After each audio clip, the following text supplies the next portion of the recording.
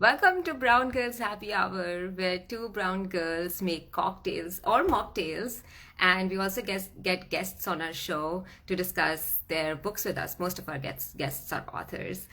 Today we have with us Anoop Judge, who has been born and raised up in Delhi, but now resides in California, and she has two novels. One is called um, okay, I guess Daman is joining. But yeah, so she has two novels. One is called The Rummy Club that won the 2015 Beverly Hills Book Club Award.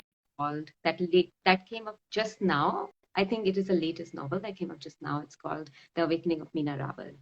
And hi, Daman. Hi, how are you?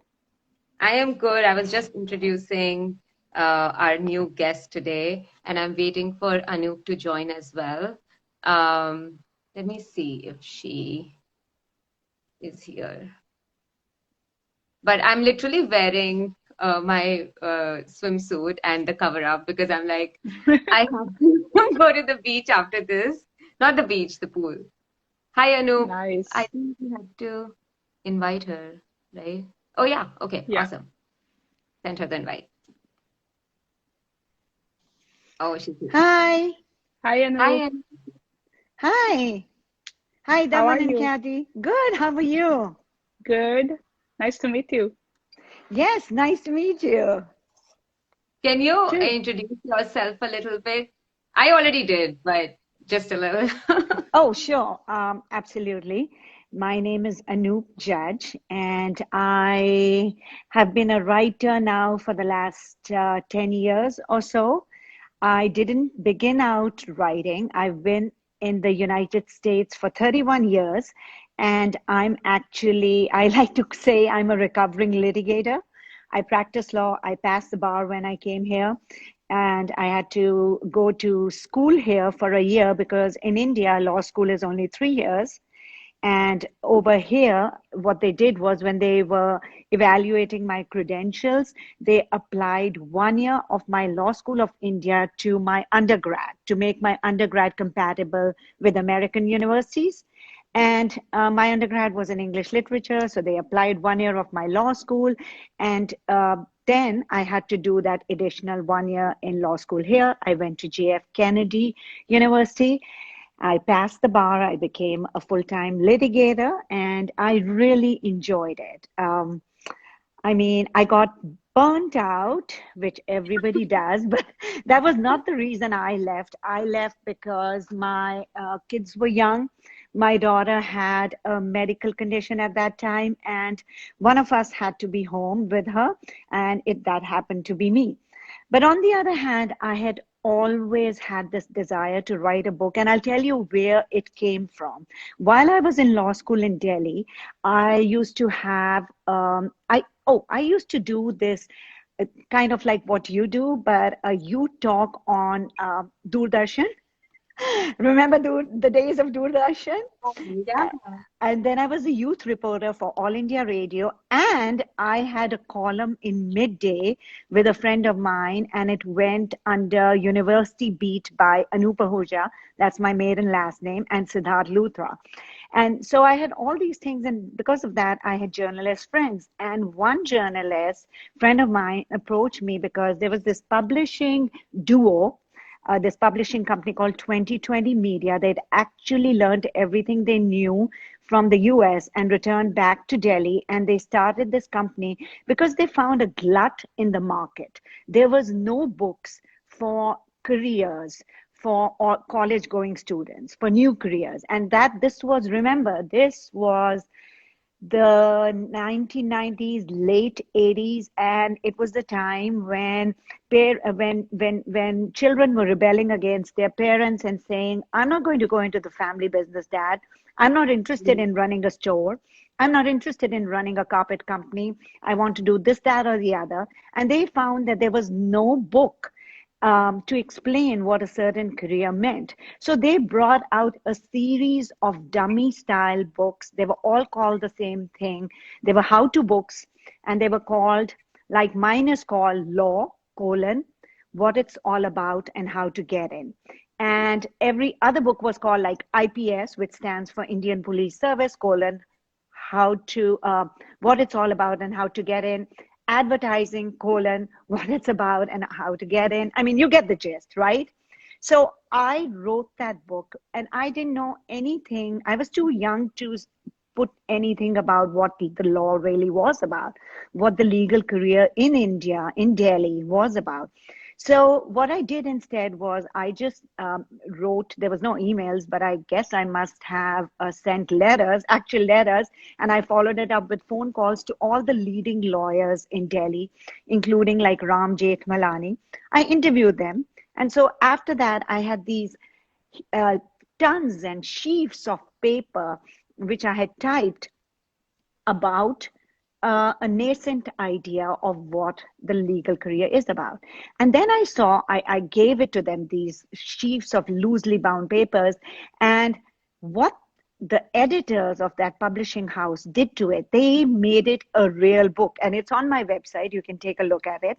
And I was stunned. I was like, oh my God, these were just my ramblings, just my interview notes. And look at what a brilliant job they did with it. And that got me as far as the bug of writing. And I was like, okay, this is a promise, or this is something I want to do for myself when I have the time. I want to write a book, but this time I don't want to write what a publishing house tells me. I want to write the kind of books I like to read, which is, book club fiction, also called upmarket fiction, because it's a crossover between literary fiction and commercial. Right. That's fascinating, actually, like how you finally told yourself that, okay, so I'm going to write a book and something that I want to write, like the kind of books that I read. That's great. Yes. Mhm. Yes. Should And we- so when I yeah. stayed home, with my kids, and then that's what I said I'll do. And, when my kids became old enough to find their path and their journey to going to college, thought I'd go back to the law, but it didn't interest me at all. And I was just hooked on to writing. And it's been a long road, but I am so grateful. I'm just so grateful to everyone who's helped me along. And of course, the higher power for making this come true for me, my dream and my That's actually passion. quite a journey, and I can't wait to dig in deeper. But I guess let's make our cocktail first, right, Kathy? Okay. And then Yes. we'll get to it. All Yes. right. So I have a shaker with some ice in it, and then about 2 ounces of vodka, Okay. I got it all here, ready to go. and then 1 ounce of lemon juice, and 1 ounce of simple syrup.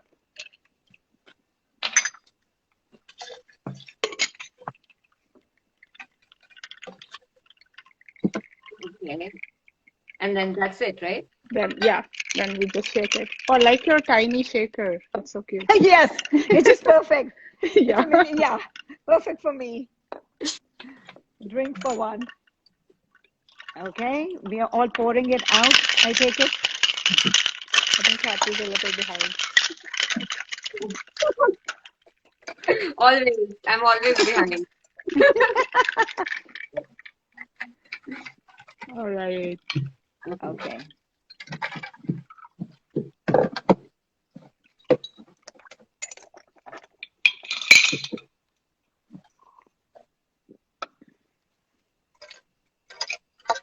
We are waiting for you, Kathy. Almost done. Yeah. Oh, I should. All right. Cheers. Cheers. Cheers to both of you. So, Anoop, you picked Kamala Harris as your inspiration. Tell us why. I just feel that Kamala Harris has achieved so much in such a short time, and I remember when she was in San Francisco as a prosecutor, and then to find that she was going to be Biden's running mate took me by surprise, but not when I began to delve into her history. And it's just shows you, demonstrates how, if somebody is ambitious and willing to work hard, the opportunities do exist in even today in America, for women like Kamala Harris. And I'm not saying that her journey has been easy. I'm sure it's not been. And things, and writings I've read about her certainly show me that they haven't. But I just admire her for where she's reached and how she is reaching out to make very important um, milestone decisions, like for immigration. And Right. all the kids left at the border in by the last administration, which I've just been horrified by. And I think some of it is also because you know it, the, I my career as a litigator was cut short, but I always look in admiration upon women who are able to do so much with a degree in law, and she certainly has. That's true. Also, like having someone who I guess looks like us in the Right, White House, it's such a huge, confidence boost or motivation. absolutely. Yeah. I feel like even I, if you don't agree with the politics, just the fact that there's like Indian representation and like if you look at the history, it's all been white guys before that. That itself is an achievement of sorts, right? You just are happy for that. Yes, not just thoughts. It is an absolute, very big accomplishment for us as an Indian community and as women. And right. yeah, for you both as being part of a younger generation in, a new, hopefully a new America. Yeah, definitely, definitely. Yes. So I want to talk about your first book. So you told us about your journey, how you arrived at the idea of, that you want to write your own like books. So how did the idea of the Rummy Club, like what inspired you to write Rummy Club? Okay, so the Rummy Club was an amalgam of me where I was at that stage when I came to America and I saw women around me. So if you've read the Rummy Club or if you've read the synopsis, what it has to do with is four women who are dealing with four immigrant issues. Mhm. One of them is Alka, who had married a billionaire in Silicon Valley, and she's in a dissatisfying marriage, and she's poured all her energies into her only child, and she wants him to go to an Ivy League. She becomes what is known as in the immigrant community as a helicopter mom or a tiger mom, Mhm. because she is hell bent that he should get that. That would be her big validation, because it's not her marriage that she's drawing purpose from, so she wants to find purpose in sending her son to an Ivy League. The second is this very earth mother figure who is she's married from India. uh, she's married to a very flamboyant man, and she discovers that he's cheating on her. She dumps his sorry ass, and she has two girls, and then she has to find a path for herself. Sorry, she has a boy and a son, and she has to find a path for herself, and a new path opens up for her both in terms of starting her own business and finding a new man. And so the Jack and Blurb says, is she going to end up happy? That's Priya. And then there is Minnie, who loses Minnie Singh. And that's loosely, very loosely, I would ascribe to myself, um, who, whose husband dies, and she carries up. I mean, that's not the part, but the part I would describe is because there's a short recollection in that novel about the 1984 riots. And that's what I took from my own experience because I was in Delhi at that time. But anyway, Minnie's husband dies tragically, and she starts dating after some time a white man. And so the question is that relationship going to survive? And then the last one is Divya Kapoor, who comes from Queens, near New York, or well, New York City, Queens, New York, to the Bay Area, where all these three friends are, and how they know each other. And Divya finds them is because they attended a high school together set in the foothills of the Himalaya, a boarding school. And she comes from the Queens, and they meet each other again, and they say, hey, we should start a rummy club, because that was their thing in this boarding school where they all went, where they were young women together before they immigrated to the United States. We should start playing rummy. And so they start playing a weekly rummy game. And during that time, Divya realizes that all her friends have achieved the big American dream. You know, the white picket fence with the dog and the two kids, and she's the only one from looking in from outside, because she's living in a rental.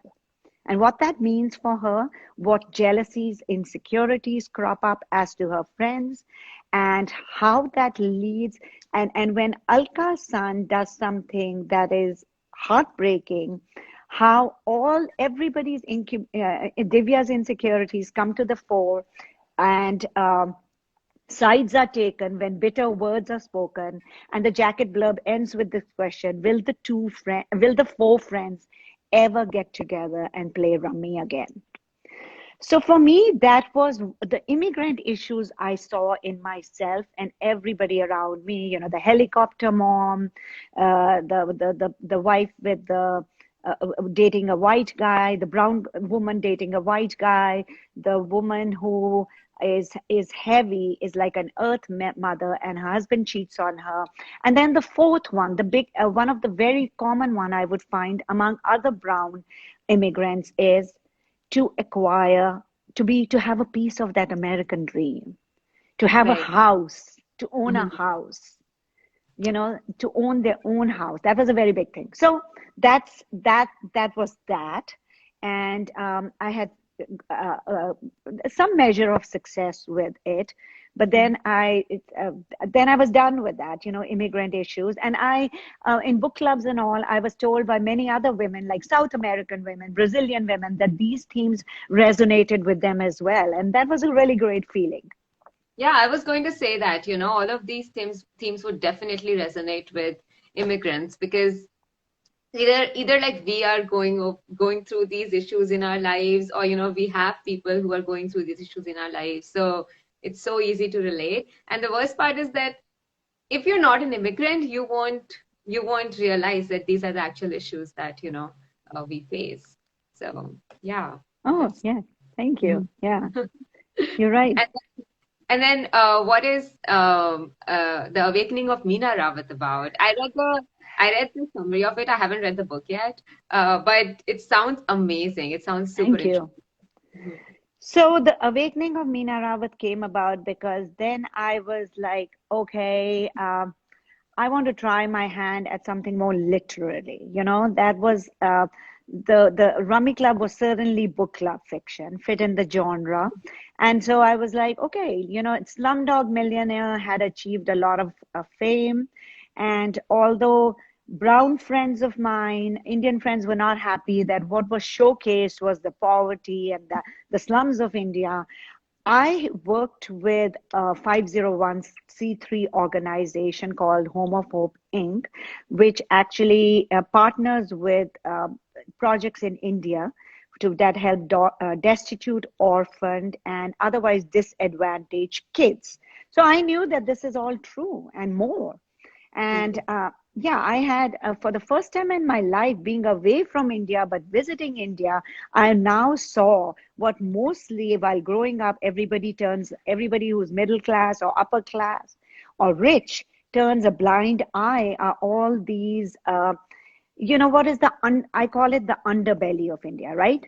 So in being legal counsel for this really good organization, deserving organization, I also came across casteism.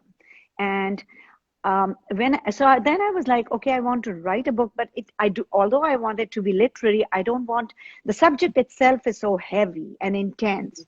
I don't want it to, I don't want a treatise. There are non-fiction books out there.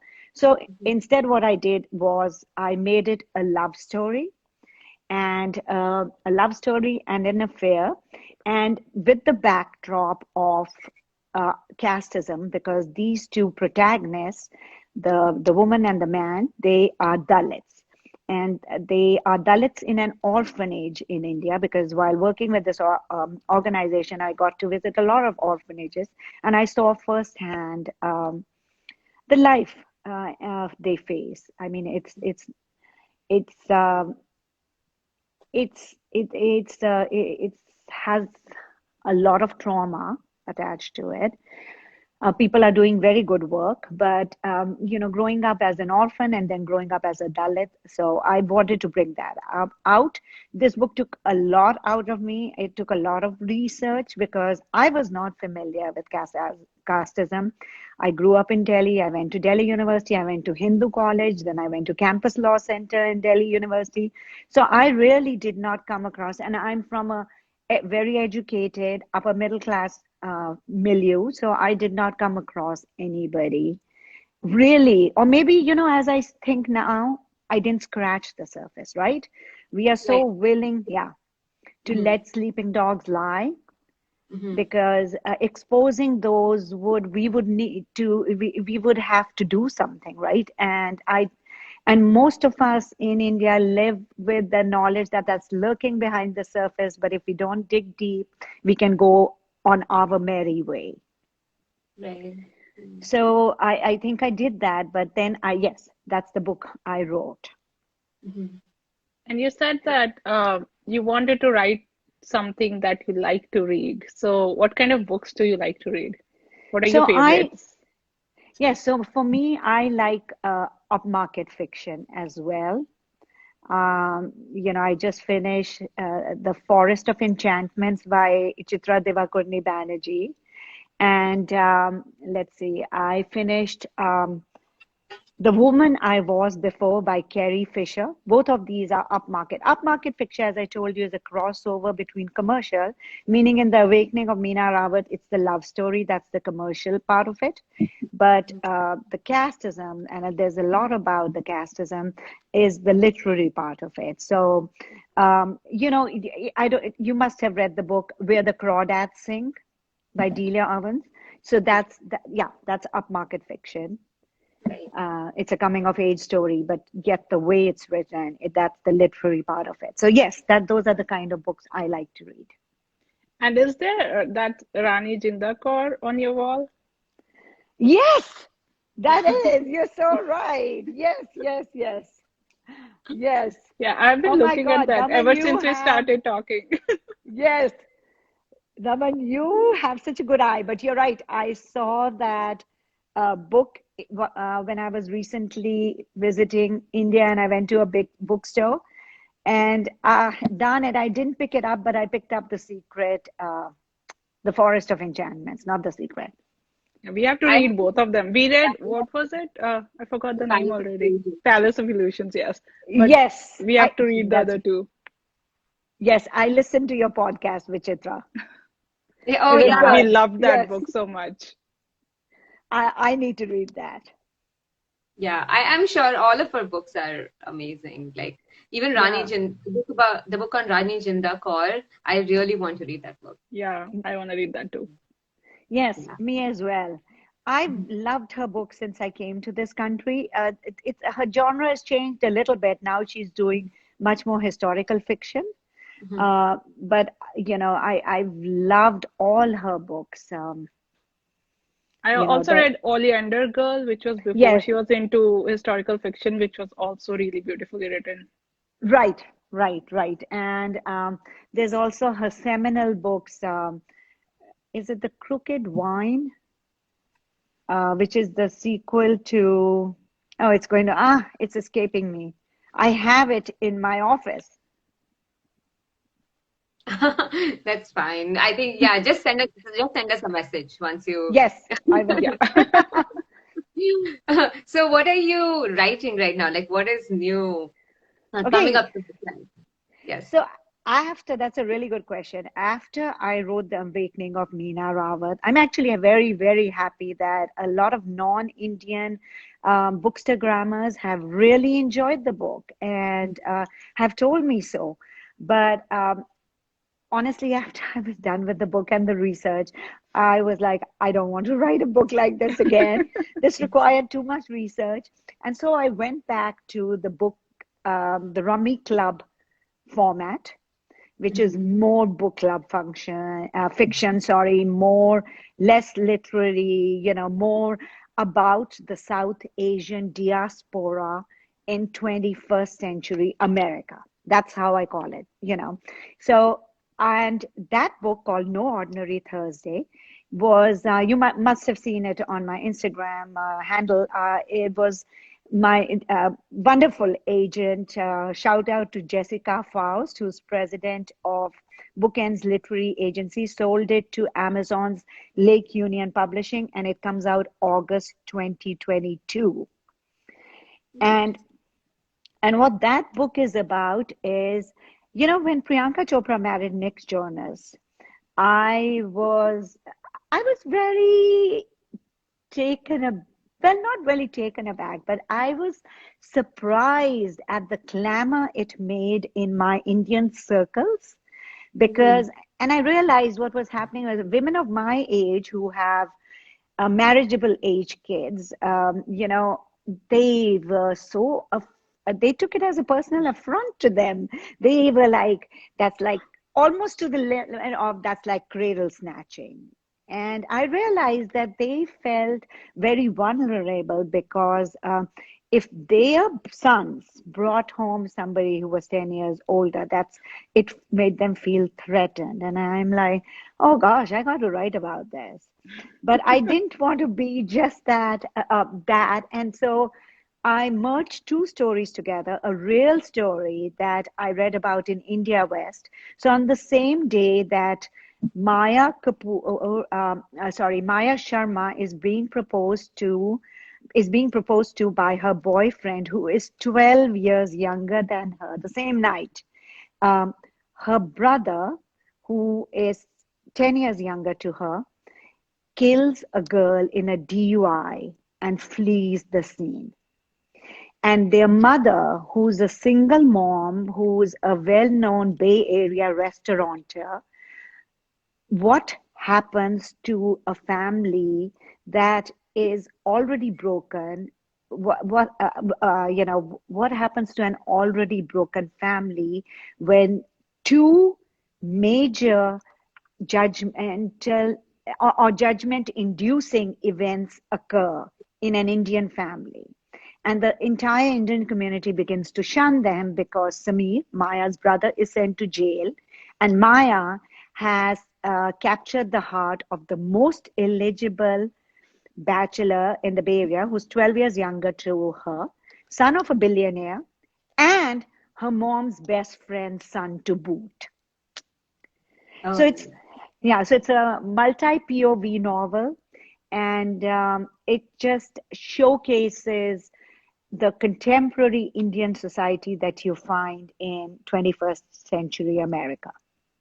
wow. That's going to be so Interesting. interesting Yeah. to read. I'm Thank so you. Yes, excited. yes. Thank you. Yeah, So I'm so because I think we are Indians, we are living in the Bay Area, but I feel like we are not a part of like the Indian community yet Yeah. because we are still, young, we don't have a family, we're just living our own lives. So we don't understand that sentiment, but reading about it is going to be interesting because I think we will find some traces of, our like parents like back in India, I guess. Yeah, and it should resonate a chord in a lot of my daughter's age. My daughter's 23, Hmm. and that age as well, Right. because that's what the Indian society here is. And again,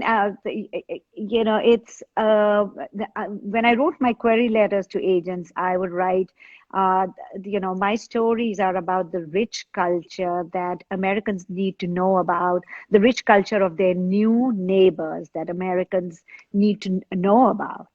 Hmm. And Right. that appealed to, her as well, because I mean, Kamala Harris is the perfect example, right? I Hmm. mean, there are so many people who probably now think, well, this is now in our own backyard, and we need to know that half culture that she hails from. What's it all about? Because that helps them understand this melting pot that America is. especially in the Bay Area, right? Like you can no longer ignore it. Like maybe in some other states, Absolutely. yes, but not here. Yes, yes, true. Mhm. But in other states too, I mean, again, and it comes back to a person like Kamala Harris, or like so many now, we still don't have the representation that I think we deserve as being one of the fastest growing ethnic groups in the country, which is at the rate of 69%. But we will. I mean, in the coming years, we will bridge the gap. And that is something that highly educated or not even educated Americans want to know. It really is true. They want to uncover the deep, or at least I see it from, you may say it's rose-colored glasses, that you would want to know about the rich culture of your new neighbors. Definitely. Yeah, I agree. And on that note, what are you reading right now? Oh, I am reading Beach Read by Emily Henry, and I plan to read next The Secret Keeper of Jaipur because I loved Alka Joshi's The Henna Artist, and she's a friend, and I just loved it. Yeah, that's a Yeah, great book. I loved it Yeah. too. Oh, yes, I heard in one of your podcasts that you had, yeah, managed to you nabbed a Goodreads giveaway copy. Yeah. Yes, yeah. yeah. So, Anoop, before we end this, do you have a message for our viewers and our listeners? Okay, so for your writing audience, because there are so many writers, among readers as well. I'm a reader who became a writer. For your writing audience, I want to say just one thing: persevere. This is something I have heard over and over again, and it is so true. Getting traditionally published is not a sprint, it is a marathon. Or even getting known as an author is the same. It takes many books. And for your readers out there, just want to thank them and you for giving me the opportunity for listening in. And I hope you will enjoy The Awakening of Meena Rawat the next year when No Ordinary Thursday comes out. And if you do, whether you like it or not, I'm always happy to hear from my readers and write back to them. So please drop me a line. You can find me at Twitter, Instagram, Facebook, and my blog is called thebrown.neighbor.com. Like I like that. the name. Yeah. Thank you. Thank you, Thank Anoop, you so so much much, for Anu, for joining. joining us. Thank you, Daman and Kathy. Keep doing what you do. Thank you. Thank you. Bye. Cheers. Cheers. I'm done, but cheers. Thanks again.